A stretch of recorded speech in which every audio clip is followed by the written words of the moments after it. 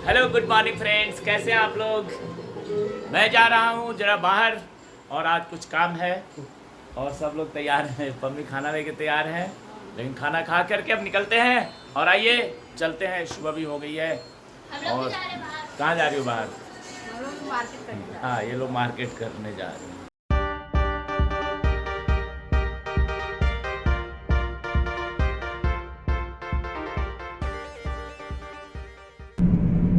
घर से निकल चुके हैं वृंदावन के लिए।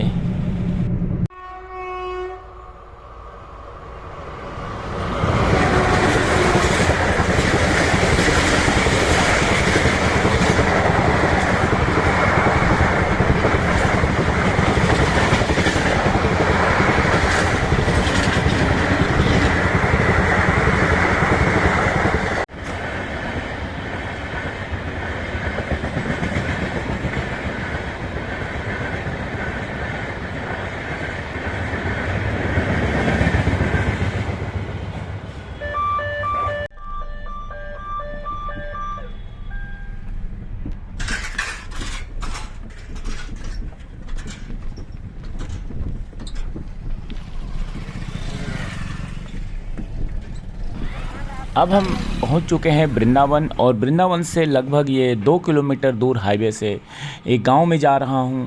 और ये आप देख रहे हैं जो हरियाली है, ये ब्रज क्षेत्र है और इसी ब्रज क्षेत्र में इसको ब्रज भूमि भी कहा जाता है। और भगवान श्री कृष्ण धन्य हैं, उनकी लीलाएं धन्य हैं और इसी प्रकार यह भूमि भी धन्य है जहाँ वह त्रिभुवनपति मानस रूप में अवतरित हुए और ब्रज भूमि जहाँ उन्होंने वे परम पुनीत अनुपम अलौकिक लीलाएं करी।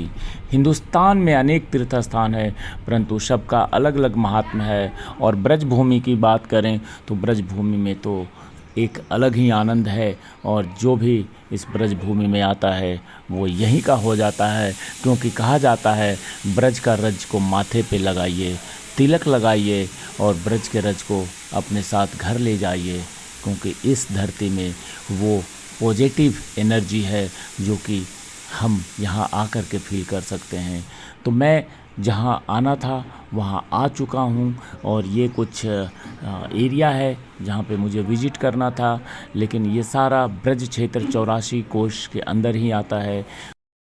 यह ब्रज भूमि हमारे लिए दिव्य है, हमारे लिए जन्मभूमि है, हमारे लिए तीर्थ स्थान है। जब घूमने आएंगे ना यहाँ पे तो यहीं पे आके बैठेंगे। अभी तो यहाँ घर नहीं बन सकता ना, यहाँ तो आसपास में तो घर है नहीं। मैं वृंदावन आ चुका हूँ, आज सुबह ही चला घर से और धूप काफ़ी तेज़ हो चुकी है। और ये जो खेत है, कह सकते हैं कि वृंदावन के आसपास का जो एरिया है गांव का, मैं वहाँ आया हुआ हूँ। और यहाँ पे कुछ है काम, प्रोजेक्ट है कुछ, तो उसको देख करके और फिर यहाँ से हम निकलेंगे। अब आगे ज़रा निधिवन के दर्शन करेंगे और भी कई जगह दर्शन करना है। काफ़ी अच्छा ये जगह लग रहा है गांव में। और यहाँ से कुछ लोगों से मिलना था, सारी मुलाकात हो गई, सब कुछ अच्छा हो गया। और वृंदावन आने के बाद तो ऐसा ही लगता है कि जैसे ये अपना घर है। और यहाँ की जो ये खेत और ये जो कह सकते हैं कि ये पूरा 84 कोश का यात्रा का ये वो जगह है, और जहाँ पे आप एक पॉजिटिव एनर्जी फील करते हैं। मैं तो करता हूँ, मैं जब भी आता हूँ वृंदावन तो इन सब जगहों पे ज़रूर आता हूँ, क्योंकि भीड़ भाड़ से थोड़ा दूर और थोड़ा अपनों के बीच रह करके एक अलग ही माहौल बनता है। क्योंकि भीड़ भाड़ में मैं ज़्यादा पसंद नहीं करता हूँ। आप देखते होंगे ऋषिकेश भी जाता हूँ तो थोड़ा सा अलग पहाड़ों के ऊपर, वृंदावन आता हूँ तो इन गाँवों के, इन खेतों के ऊपर। तो चलिए खैर चलते हैं, भगवान के भी दर्शन करने हैं, पूजा पाठ करना है। तो ये अभी हम एक प्लॉट पे आए हुए हैं। अब यहाँ पे धूप इतना तेज़ है कि ज़्यादा देर में रुक नहीं सकता हूँ। तब यहाँ से हम निकलते हैं। आइए अब चलते हैं आगे वृंदावन की तरफ। यहाँ पे करीब 1 घंटा से बैठे हैं, कुछ लोगों से मिलना था, हो चुका है। और आज होली के अगले दिन वृंदावन का ये प्रवेश द्वार छटीकरा के पास से जब हम वृंदावन में एंट्री करते हैं तो ये द्वार आपको मिलेगा।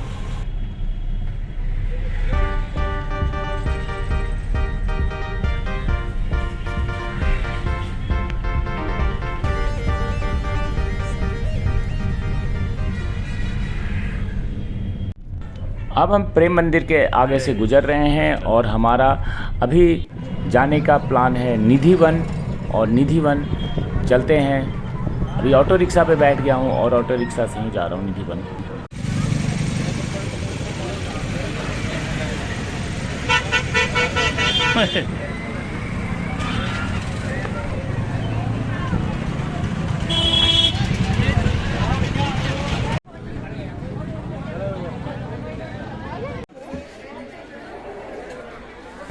निधि वन हम आ चुके हैं और निधि वन के बारे में तो आपको पता ही होगा कि निधि वन में भगवान श्री कृष्ण और राधे रासलीला करते थे, और निधि वन आज भी शाम को बंद हो जाता है।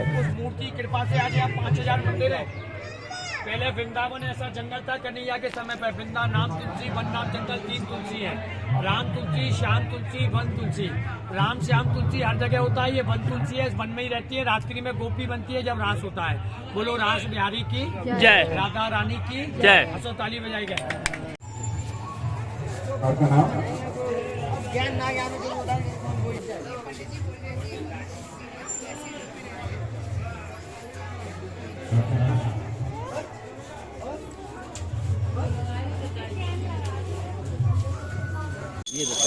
और ये जो आप इतने जूते चप्पल देख रहे हैं, लोगों के छूट गए हैं। ये होली के दिन के जूते चप्पल लोगों ने छोड़ के चले गए, इतनी भीड़ हो जाती है यहाँ पे।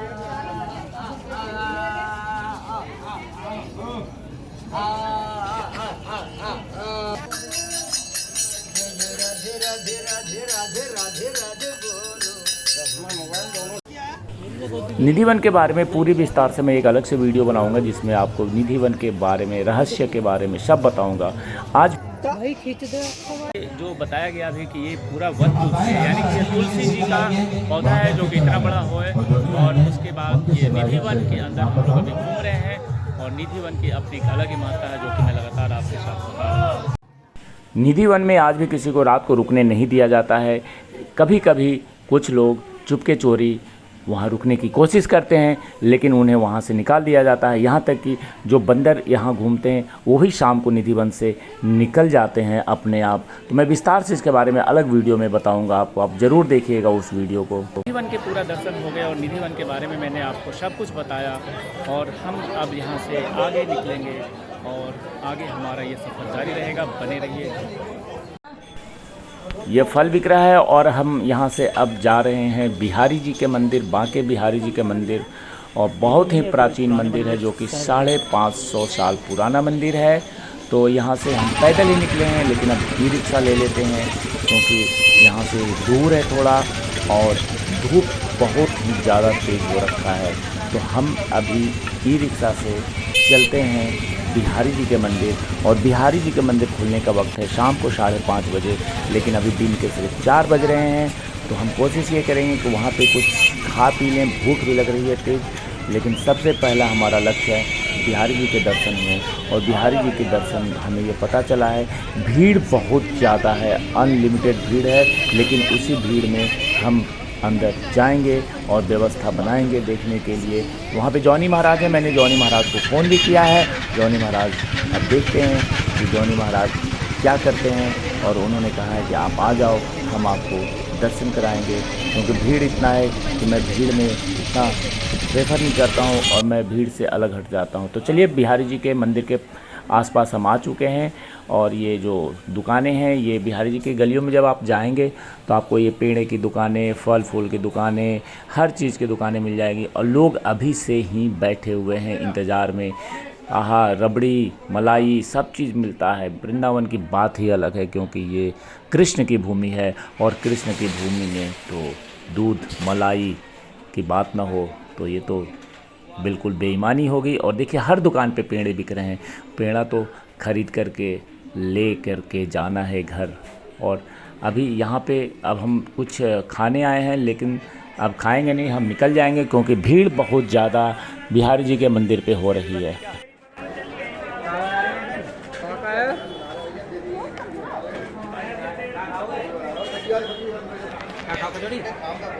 गोवाली ना है, गोवाली अपना मिलेंगे सुबह को मामला हो तो। और वो नहीं मिलेगा ना, केवल कचौड़ी और कुछ है। टिक्की मिलेगी, टिक्की। अब बिहारी जी के मंदिर हम आ गए हैं और ये देख लीजिए बाहर कितना भीड़ है। मंदिर अभी बंद है लेकिन बाहर बहुत ही ज़्यादा भीड़ है। अब मुझे भी इसी भीड़ में जाकर के दर्शन करना है, क्योंकि वृंदावन आया हूँ, बिहारी जी का दर्शन ना करूँ ऐसा हो नहीं सकता है।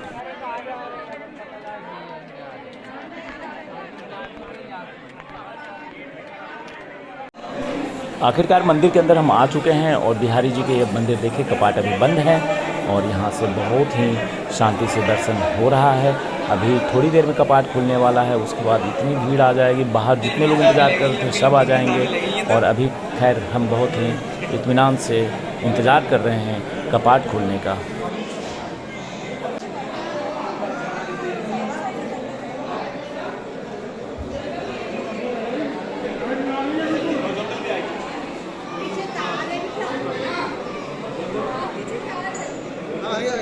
कपाट खुल चुके हैं और ये भीड़ देखिए श्रद्धालुओं की कितनी आ चुकी है। सारे श्रद्धालु अंदर आ गए हैं।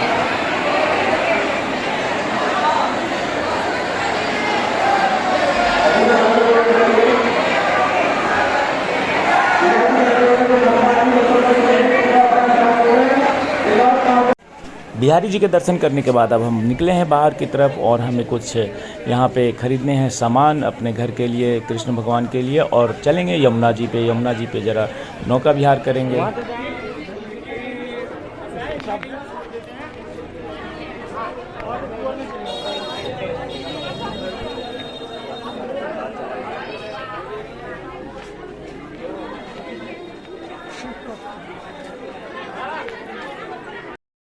ये बहुत ही प्राचीन मंदिर है और ये मेन परिक्रमा मार्ग पे स्थित है। इस मंदिर के बारे में ये कहा जाता है कि ऊपर सोने का गुंबद लगा हुआ था, लेकिन उसे चोरों ने चुरा लिया और आज भी वो जगह वैसे ही खाली है। तो ये मंदिर आप परिक्रमा मार्ग पे जब जाते हैं बिहारी जी मंदिर के थोड़ा पहले, तो यहाँ पे आप बिल्कुल मेन रोड पे ही हैं और यहाँ देख सकते हैं। तो अभी हम लोग आए हैं थोड़ा कि 5 मिनट यहाँ भी दर्शन कर लिया जाए। और यहाँ ऊपर से ये वृंदावन का नज़ारा काफ़ी अच्छा है, जो कि शाम भी हो रहा है और देखने में काफ़ी खूबसूरत लग रहा है। और यहाँ से फिर हम आगे की तरफ बढ़ेंगे। चलें आगे।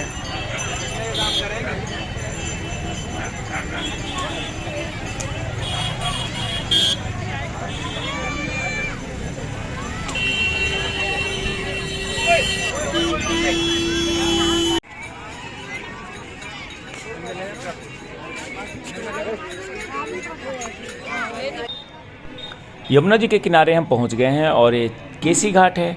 केसी घाट में थोड़ा ये बहुत ही खूबसूरत मुझे लग रहा था। दिन से ही मैंने देखा था कि ये नौका काफ़ी सजा करके लोगों ने रखा है, तो इस पे थोड़ा घूमना मुझे बहुत ही मन कर रहा है। तो मैं अभी इस पे जाऊंगा घूमने के लिए। और शाम भी हो रहा है, आरती का वक्त हो रहा है, तो अभी एक बार दूर से देखेंगे कि कैसा लग रहा है वृंदावन इन यमुना जी के उस पार जा कर के।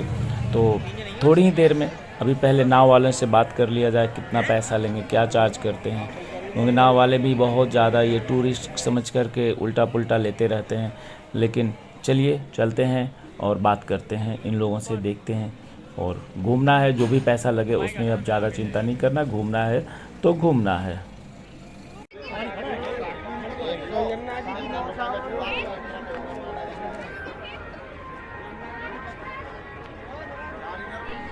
और ये दोनों नाव वाले आपस में लड़ गए हमारे कारण से। ये करें मेरे पास आओ, ये करें मेरे पास।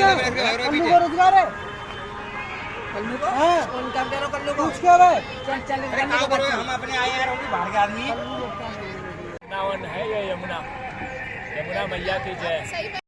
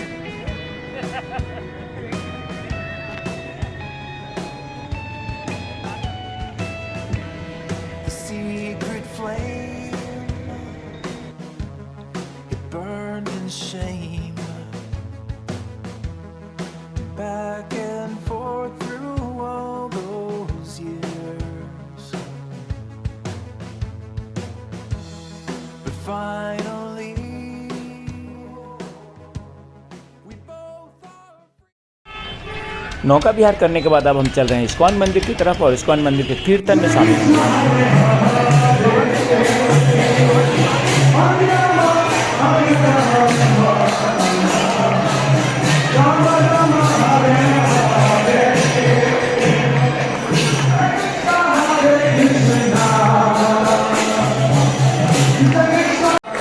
अभी हम आ गए इस्कॉन वृंदावन में और इस्कॉन टेम्पल कीर्तन हो रहा है और काफी भीड़ आप देख रहे हैं। राम राम हरे हरे